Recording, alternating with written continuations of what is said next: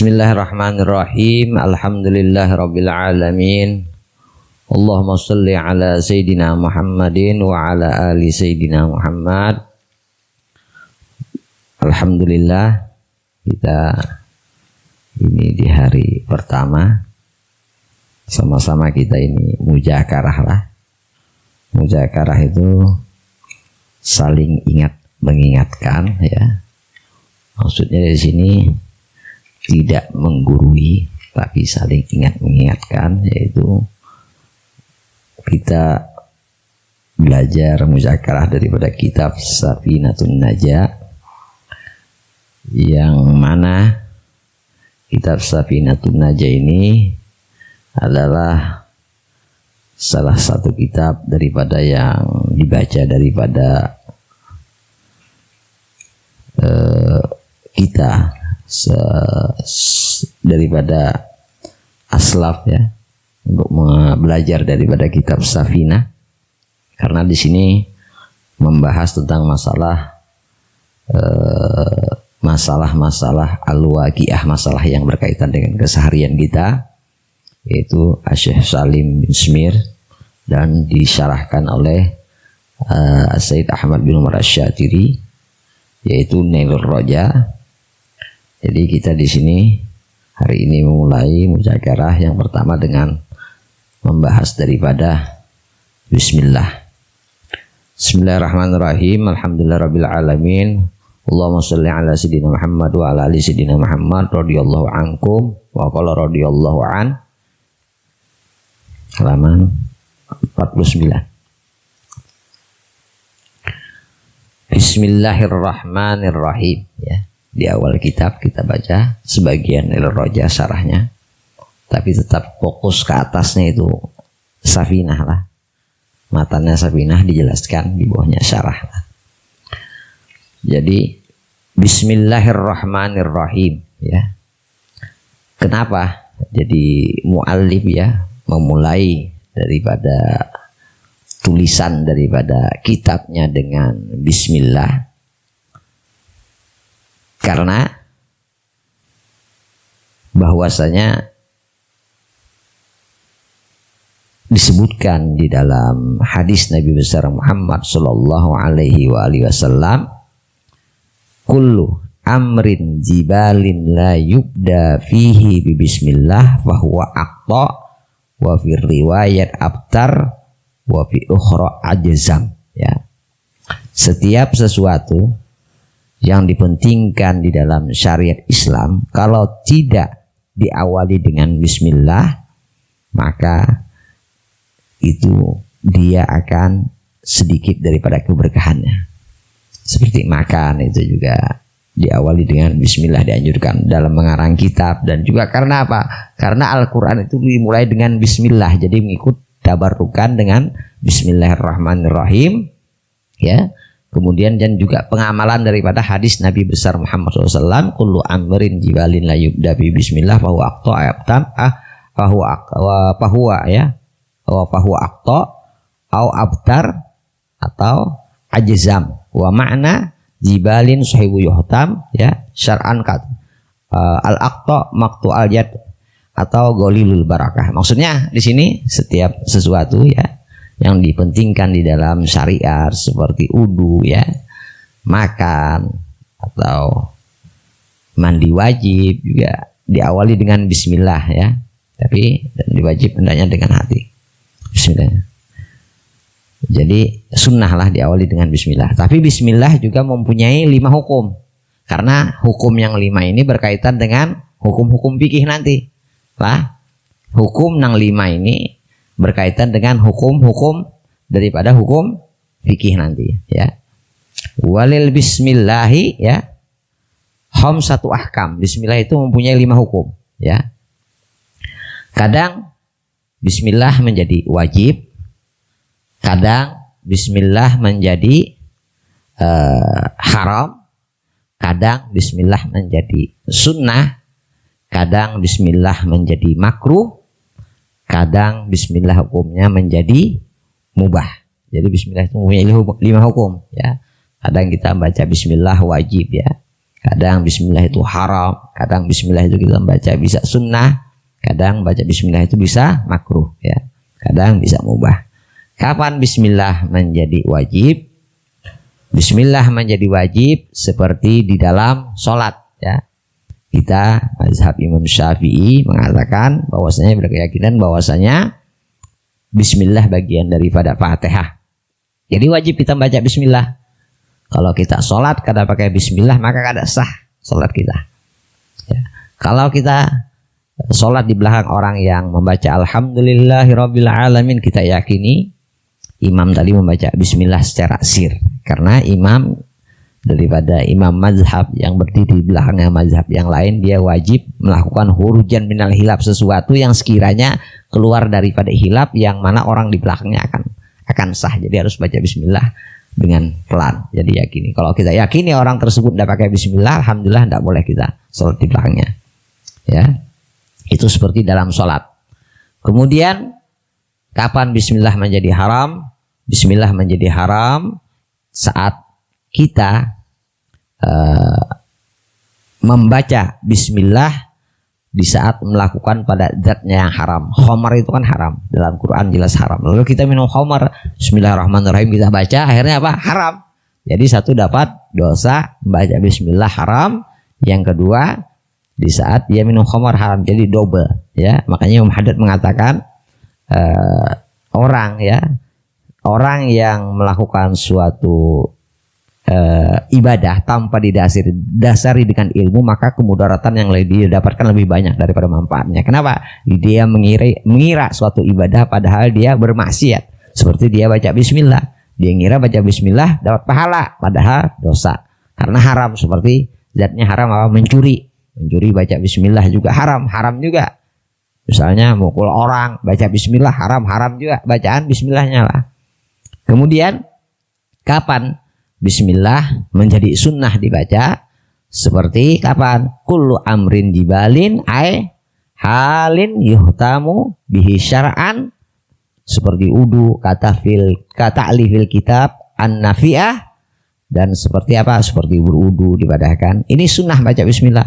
Seperti apa lagi? Seperti mengarang kitab yang dipentingkan dalam syariat juga baca bismillah, pakai bismillah ya.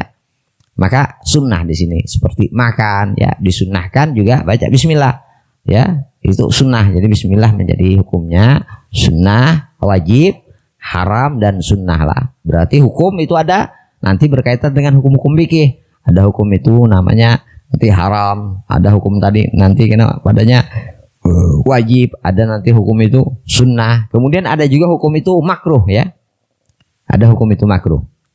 Kapan hukum itu menjadi makruh ya? Makruh itu adalah hukum seperti zatnya makruh ya. Seperti apa? Di sini dijelaskan karena nazri ma yukrahu nazruhu, seperti memandang yang mana dimakruhkan di dalam memandangnya ya. Jadi apa? Seperti makruh pada zatnya. Hukum rokok umumnya makruh, muktamadnya makruh lah, yang dikenal makruh. Kita berokok baca bismillah, bismillahirrahmanirrahim, makruh. Atau memandang yang mana dimakruhkan memandangnya. Seperti apa? Melihat kemaluan istri kita buka selawarnya baca bismillah, makruh hukumnya. Tapi kalau lain bini ya haram. Ya, itu diantaranya. Kemudian ada juga bismillah mubah. Kapan bismillah itu menjadi mubah? Mubah itu dibolehkan. Seperti apa? Allati la syarfa fiha, seperti yang tidak ada kemuliaannya sama sekali. Seperti apa? Seperti kanakdi matain min makanin ila makanin akhar, memindah barang dari tempat ke tempat yang lain. Dia baca bismillah dari tempat sini misalnya, dia ambil mindah apa? Barang, dia baca bismillahirrahmanirrahim. Tidak ada kemuliaannya, jadi tidak dapat pahala. Mubah lah, mungkin pahala zikir wallahu alam. Tapi dalam pahala fadilah tadi tidak ada fadilah yang sekali dia baca bismillah. Nah, kemudian yang dimaksud dengan wajib itu apa? Yang dimaksud dengan wajib ialah ketika dia meninggalkan dia berdosa, dan ketika dia melakukan dia dapat pahala. Itu yang dimaksud dengan wajib. Kemudian haram apa? Haram ketika dia melakukan dia dapat dosa, ketika dia wajib, dan ketika dia meninggalkan dia dapat pahala. Itu wajib. Dan juga sunnah ketika dia melakukan dia dapat pahala, ketika dia meninggalkan tidak berdosa. Kemudian makruh apa? Ketika dia melakukan dia tidak berdosa, tapi ketika dia meninggalkan karena ada hukum syariat tadi hukumnya makruh, maka dia dapat pahala. Tapi kalau dia meninggalkan karena dia tidak senang, dia ngerokok karena dia tidak senang ngerokok, ya kan? Itu tidak dapat pahala karena tidak ada intisalan dasarnya agama. Dan juga mubah, kapan? Mubah itu dia melakukan tidak dapat pahala, dia tinggalkan tidak dapat pahala, itu mubah, ya. Berarti 5 hukum. Nah, kemudian hukum yang lain apa? Ada juga hukum yang berkaitan dengan hukum daripada hukum-hukum fikih atau hukum Islam, yaitu ada nanti soheh dan soheh dan soheh dan pasah. Jadi soheh dan pasah maksudnya apa? Satu hukum yang soheh dan pasah. Hukumnya apa? Seperti muamalah, jual beli. Soheh muamalahnya. Rusak nikah, muamalahnya. Nikah juga. Nikahnya rusak, enggak sah. Itu pasah dan soheh dan apa namanya istilahnya di sini dikatakan seperti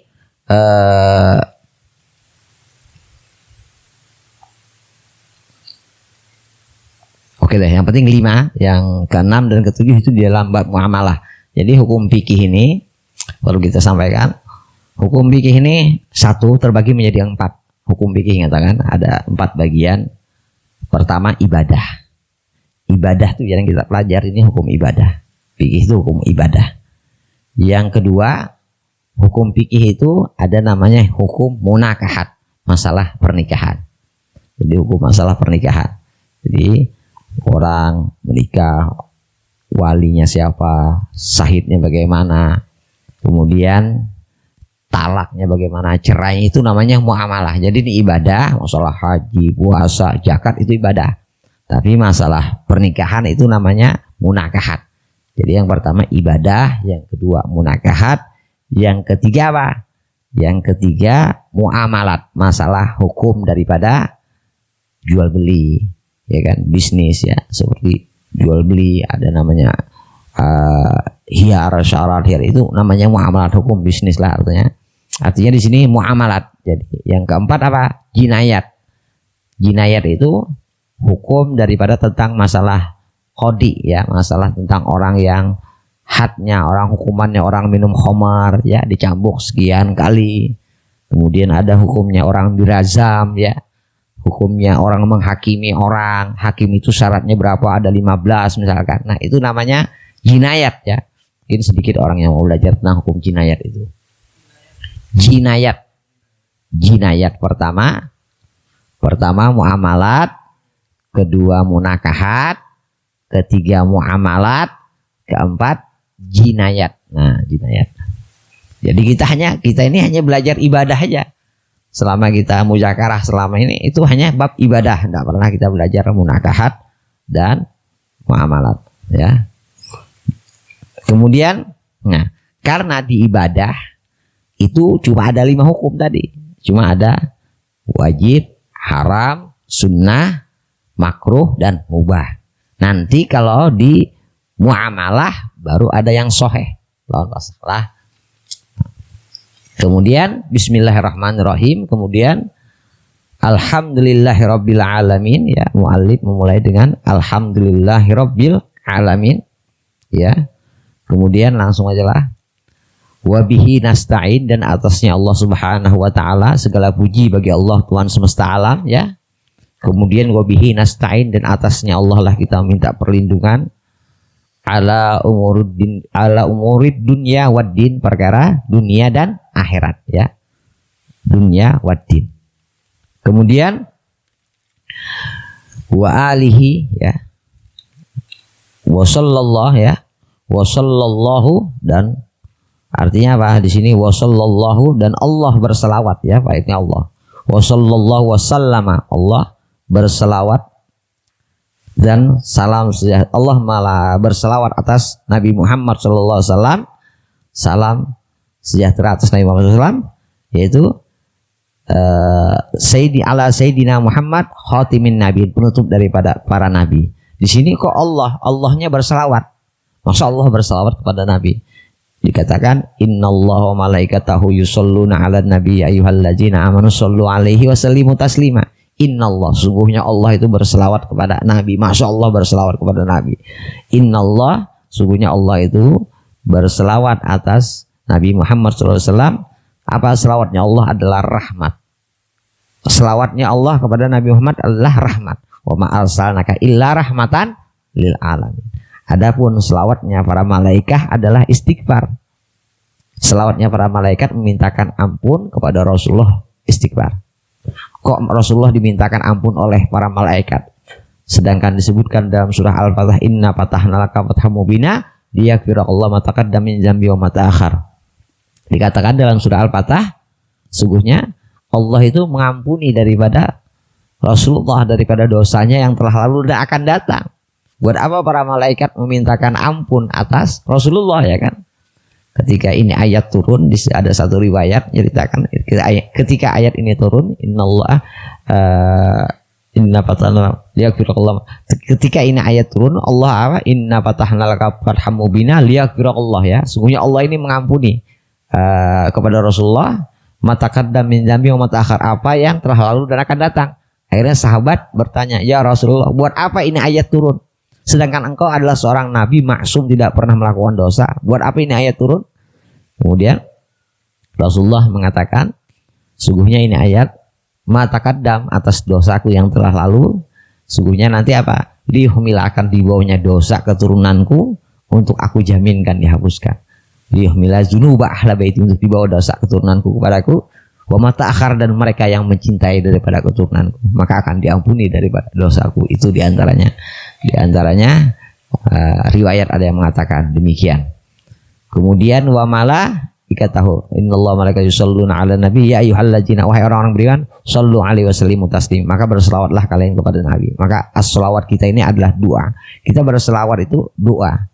Karena Allah itu lebih mengetahui, ya, sesuatu yang kita perlukan dibanding diri kita sendiri. Makanya selawat itu ad-doa, kunci Inggris.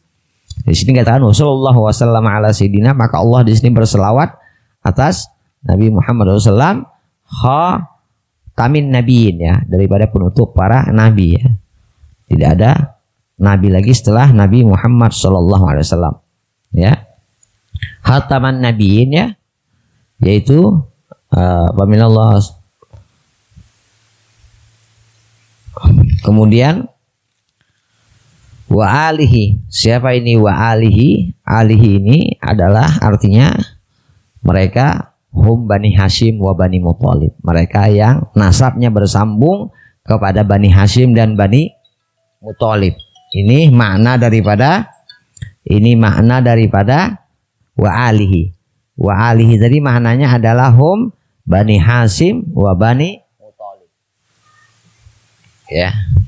Nasabnya bersambung, artinya wa alihi. Kemudian wa sahbihi, ya. Wa sahbihi, mereka siapa? Ya. Wa sahbihi adalah mereka yang hidup di zaman Nabi dan bertemu dengan Nabi. Mereka adalah sahabat daripada Nabi besar Muhammad sallallahu alaihi wa alihi wasallam, ya. Dan sesungguhnya jumlah daripada sahabat Nabi berapa? Sekitar dikatakan ada 124.000, ya. Kemudian dan mereka yang mendapatkan daripada mereka yang mendapatkan daripada dan mereka daripada 4 sahabat daripada Khulafaur Rasyidin, ya, Sayyidina Abu Bakar, Umar, Utsman dan Ali. Kemudian dan 10 wa afdaluhum al-asyarah, ya, humul Khulafaur Rasyidin, yang 4, ya, wal awwalun, dan juga 10 yang diberi kabarkan dan tentang daripada masuk surga, ya. Kemudian langsung kita lah. Dan juga wala haula wala quwata illa billahil aliyil azim, dan tidak ada daya upaya atas kita la haula wala quwata illa billahil aliyil azim. Tidak ada kekuatan ya daya upaya atas kita kecuali atas bantuan Allah Subhanahu wa taala. Faslun arkanul Islam khamsatun.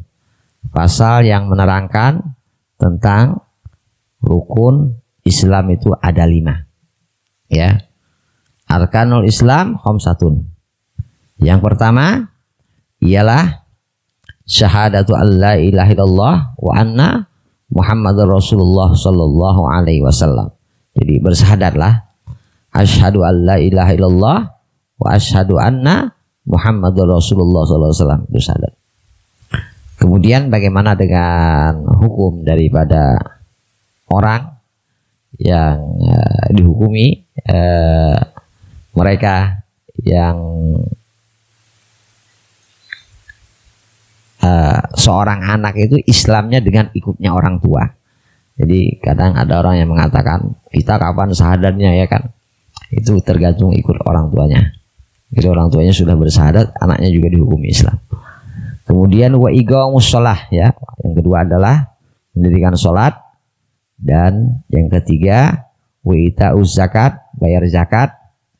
Yang keempat som Ramadan, dan yang kelima haji Baitullah bagi mereka yang mampu. Jadi langsung aja lah kita biar. Kemudian arkanul iman sitatun ya, rukun iman itu ada 6. Pertama antu'minu billah, beriman kepada Allah Subhanahu wa taala dan para malaikatnya, dan juga kepada kitab-kitabnya, dan juga kepada rasul-rasulnya, dan juga kepada yaumil akhir, dan juga wabil qadri khairihi wa syarrihi minallahi ta'ala, baik dan buruknya itu dari Allah Subhanahu wa taala ya. Di sini makanya iman itu terbagi menjadi 2. Yang pertama ada ta'abudi sama ta'aguli. Ta'abudi itu sesuatu yang bisa dicerna lawan akal. Seperti apa? Kita anggap berwudu, itu kan bisa dilihat, oh wudu itu bersih, itu dicerna akal. Tapi itu ta'aguli namanya. Ada yang ta'abudi. Ta'abudi itu seperti kita beriman kepada hari akhir, seperti beriman kepada malaikatnya. Kita tidak melihat kan, tapi kita harus mengimani. Nah itu namanya ta'abudi. Jadi agar iman kita itu selalu kuat. Jadi ta'abudi sama ta'aguli, Isra Mi'raj juga ya. Kemudian kita aja lah, gerak cepat aja iyalah. Jadi kemudian wa makna ya, faslun wa makna la ilaha illallah la ma'buda bihaqqin bil wujud illallah ya. Di sini fasal yang menerangkan bahwasanya wa makna la ilaha illallah, makna daripada la ilaha illallah, tidak ada yang disembah yang hak ya bil wujud di alam semesta ini kecuali Allah Subhanahu wa taala ya. Kemudian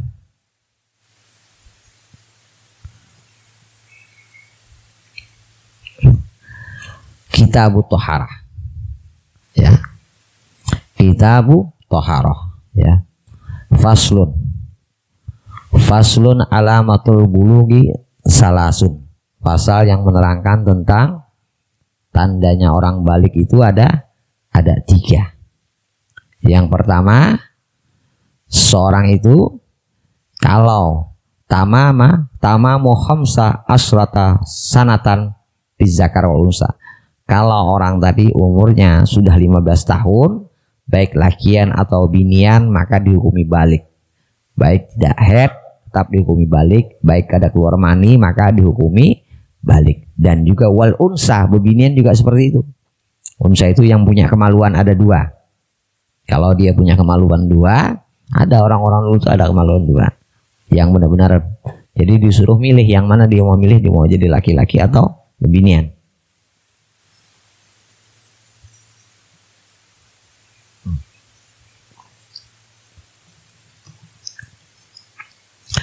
alamatul buluk salasun tamamu khamsa asrata sanatan bizakar unsa. Sempurna umur 15 tahun baik dia lakian atau binian atau dia banjir.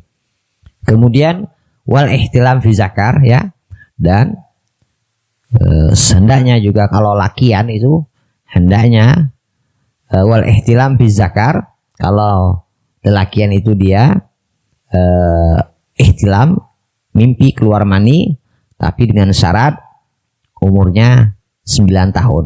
Wal unsa juga demikian, banjir juga demikian ya. Wal haid bil unsa litis asidin, dan juga perempuan kalau umurnya kurang dari 9 tahun maka keluar darah itu bukan haid. Jadi kayak kenanakan itu kan yang halus itu kadang ada keluar darah kan.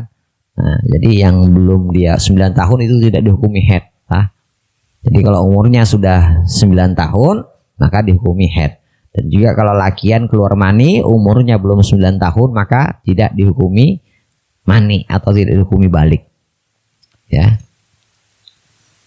Kemudian dan juga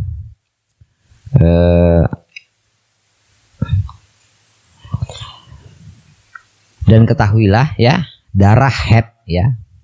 Haid itu kita bahas tentang masalah mani dulu ya. Daripada makna daripada apa yang dimaksud dengan mani ya. Mani itu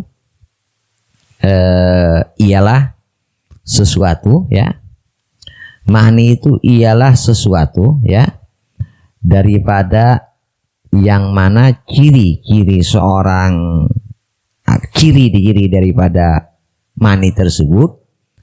Mani itu dia alamatnya mani itu adalah makna ya, anna alamatal ya, adalah dan juga ya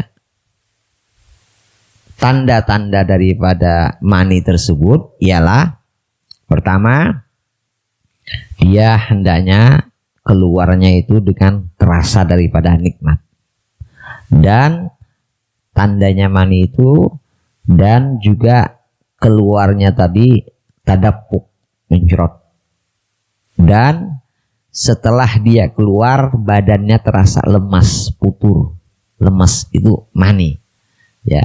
Kemudian mani itu kalau dia basah baunya seperti pelepah kurma, tapi kalau dia kering seperti putih telur atau tepung kering adonan lah.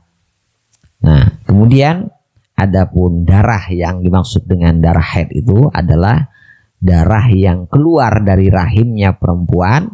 Dari paling dalamnya rahim perempuan itu ada darah haid, darah kotor. Jadi haid itu kalau bebinian itu haid itu ala sabilis sihah, berarti binian tadi sehat.